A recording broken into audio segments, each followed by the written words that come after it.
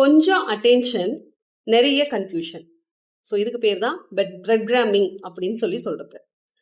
So இந்த bread கிராமிங்ல என்ன நடக்கும் அப்படின்னு பார்த்தீங்க அப்படின்னா, திடீர்னு ஒரு நாள் மெசேஜ் வரும். உங்களை கன்சோல் பண்ணுற மாதிரியோ பேம்பரிங் பண்ணுற மாதிரியோ ஒரு மெசேஜ் இருக்கும். பிஸியான்னு கேட்பாங்க, சாப்பிட்டியான்னு கேட்பாங்க. அப்புறம் மறுநாள் வந்து சுத்தமாக காணாமல் போயிடுவாங்க.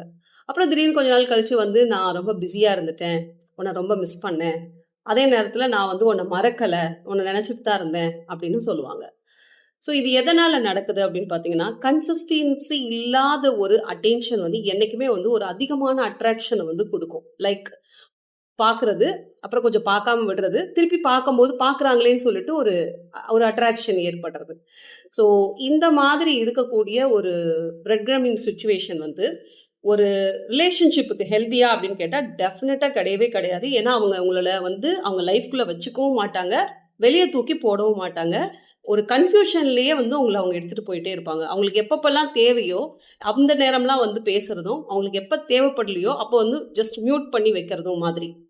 ஸோ அதனால் உங்களுடைய மென்டல் ஹெல்த் அப்படிங்கிறது உங்களுக்கு ரொம்ப ரொம்ப முக்கியம். ஸோ அந்த மாதிரி ஒரு ரிலேஷன்ஷிப்பில் இருக்கிறீங்க அப்படின்னாக்கா இம்மீடியட்டாக அதை நீங்கள் அந்த ரிலேஷன்ஷிப்பை நீங்கள் மியூட் பண்ண பாருங்கள். அதுதான் உங்களுக்கு நல்லது.